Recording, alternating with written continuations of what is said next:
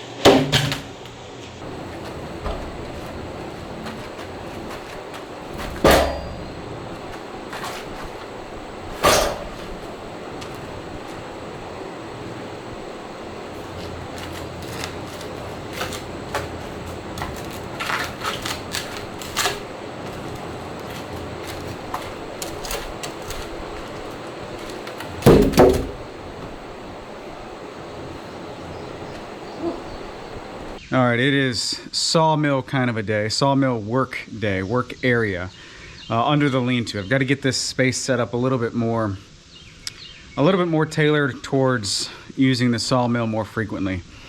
So I'm also very momentum based, and I'm really having a hard time getting going this morning. Every single day I do physical work and digital work. So what you see is the physical work, and what you watch is the digital work, right? So every day I do both, and it goes back and forth. I get heavy physical work days, and then it slowly starts to switch to where day after day I'm on the computer so much and just do a little bit of physical work just to break the monotony from the computer work. And it's momentum based. I try and stick with as much physical work as I can until I reach a point where it's like, okay, I've got to get on the computer and start editing. And then I start editing and keep that momentum going until I say, okay, I've got to get off this computer, get some sanity back in my life, and start working again. So I'm starting this motion, starting to get back into more physical work for right now. Spent a lot of time recently on the computer. Anyway, today's objective is to get this area a little bit more set up for sawmilling long term. Dedicated pallet stations that can maintain a pallet at all times. I cut 2 beams out of one of my 8-foot logs. Now all of my logs I cut 6 inches longer, so this is 8 foot 6 inches ish, and this will be where I stack an 8-foot pallet right next to the sawmill. So I'm not too concerned about getting them perfectly level so much as I want them to be flat. And in this case I actually did level both of these last night, just trying to see if this is going to work out. Starting at the highest corner, which is right there on top of the foundation, leveled this beam from the high point, leveled it up over here, and then once this one was level, then just using the level going this way I can level that other beam. And it's not perfect, but it's pretty darn close. It's definitely good enough to stack on. What I didn't want to do is just set the pallet down here on the floor and then the pallet just, you know, bends and contorts to the ground and it looks something like that. Well, then you start stacking everything and it'll settle like that. Now, of course, when I take the pallet off of here and stack it somewhere, I've got to do something similar if I stack it outside out in the yard, or stack it inside with some fans. Anyway, I've got to get this stage done before I can worry about stacking it elsewhere. So just using wood to get these leveled up, flattened out, and then I'm shoving all kinds of material underneath it, primarily sawdust, right? I'm gonna see if I can get a good use out of this sawdust. First, packing it under there nice and tight. If I see a sag at all after a few times of putting weight on there, then I'll address that by putting some more material underneath it, or possibly replacing it with some harder material like actual sand, dirt, or rock or stone. Anyway, this is going to be a work in progress, and like every other topic on this property, the goal is to do it with as little money invested as possible. So I'm going to try and use some material that I have to level it up. And these beams are pretty big. Every one of these are 5.5 by about 11, 5.5 by 11. So it's a pretty decent sized beam. I'm just going to roll with it and see what happens and address any problems I have going forward. That's an 8-foot section station. I initially had one going this way. I had that 8-foot section going this way, and I thought that'd be fine because I could still get a pathway over there and all that good stuff. But having the pallet right there stopped me from going to the other side of the sawmill, so I had to move it a little bit. So 8 foot right where I just left, and then on this side we have a 12 foot right here, and then a 10 foot, and I've not leveled these yet at all. So that's step number 1. Get these leveled, and then bring the pallets out of the shop in here, stacked and ready to go, and then reassess what else I have to do, because I've got so much to do today.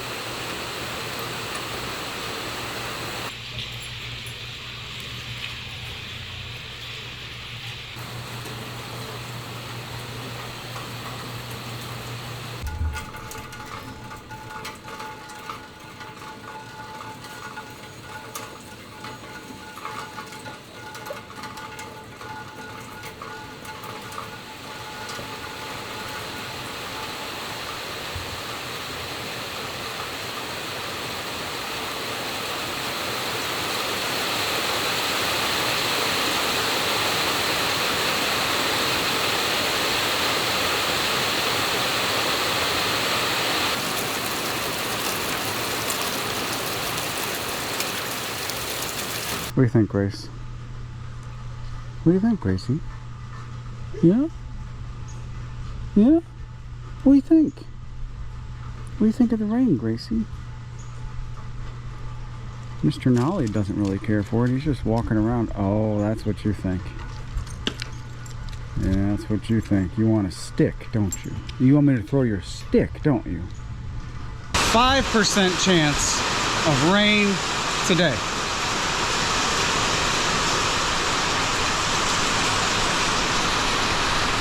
I mean, the sun's out.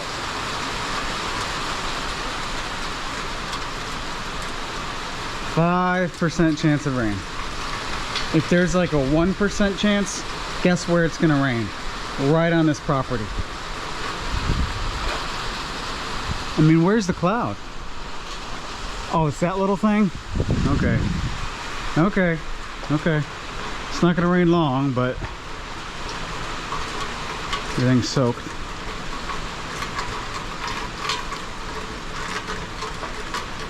Bring on the hot, sticky soup steam that is the aftermath of raining. Lovely.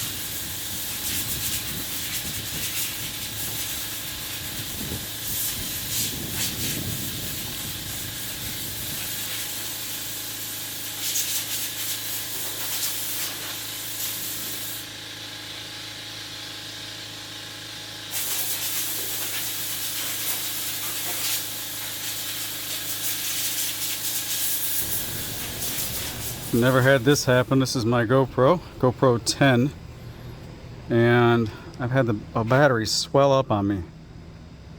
I just pulled the SD card and tried to pull the battery, but that little tab cover on the back side of the battery, it just ripped off and the battery's wedged in there. So this battery is toast, obviously, but hopefully I don't damage the camera getting it out. What's interesting is this battery, it says GoPro on it, everything. I mean, this looks authentic, right?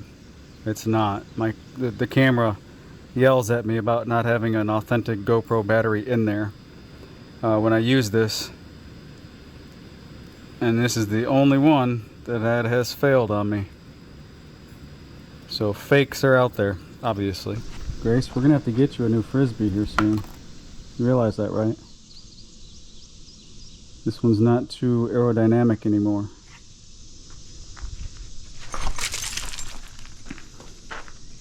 Doesn't fly straight at all.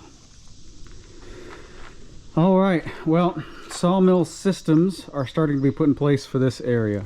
This is working out quite well. The 8-foot station, I've got 2 pallets stacked, plus we're starting 2x4 material. We started the day with a little bit of 2x4 material already on here, but a 2x12 as well. So we switched gears. The very first log we cut up into 1x's, which there's some extras down here. Okay. There's some extras down here. I complain like, oh gosh, I gotta throw your toy. But I love it just as much as she does. I really do. She's such an awesome dog. They both are awesome dogs. Okay, back to this extra 1x's sitting down to make another pallet when the time comes. I like to have, I'm trying to maintain a couple pallets high, that way I can get one done, move it off, and have another pallet ready to go. So 2x4s right here, stickers. And then on this side, like I said earlier, I've got 12-foot skid, 10-foot skid, but now we have a couple 10-foot pallets plus some 10-foot 2x's. Now we have 2 8-foot pallets on top of that with some 8-foot 2x12s.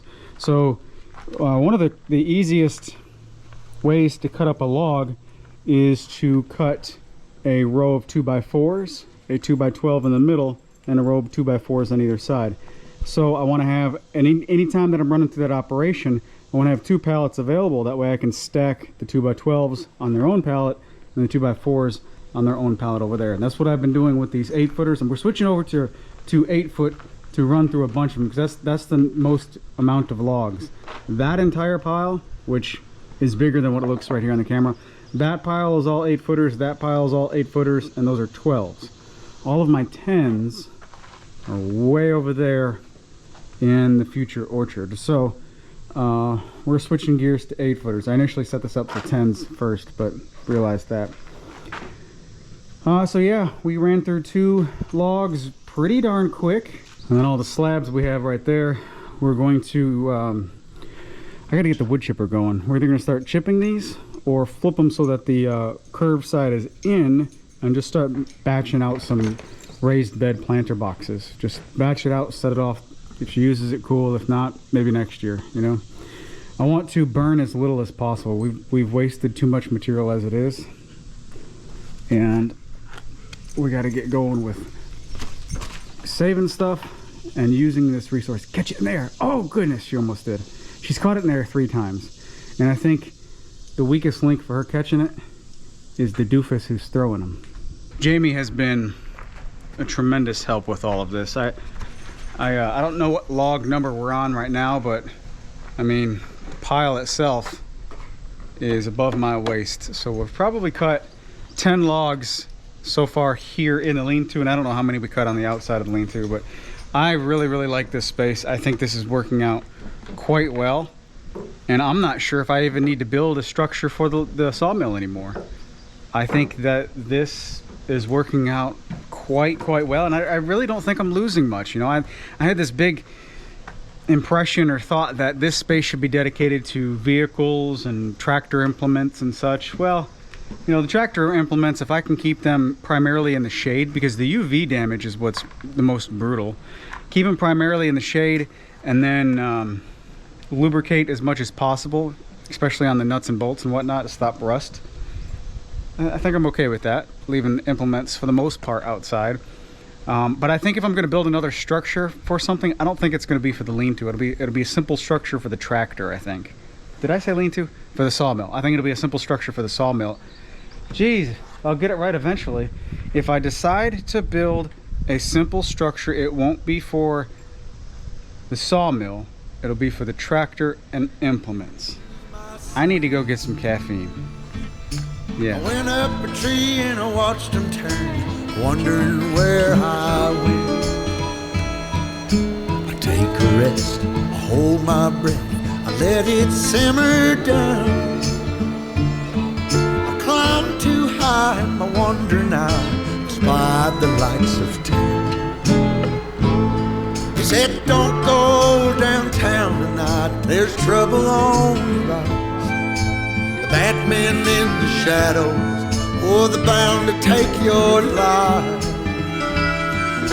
But if you mind to ramble still, I tell you how to do. Keep your money in your pocket, boy, and the razor in your shoe.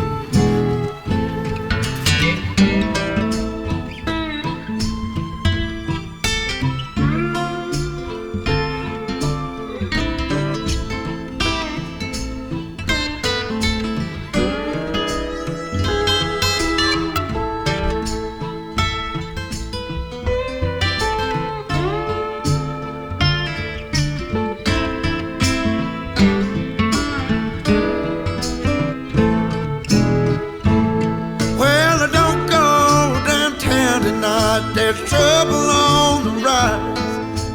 Bad men in the shadows is bound to take your life.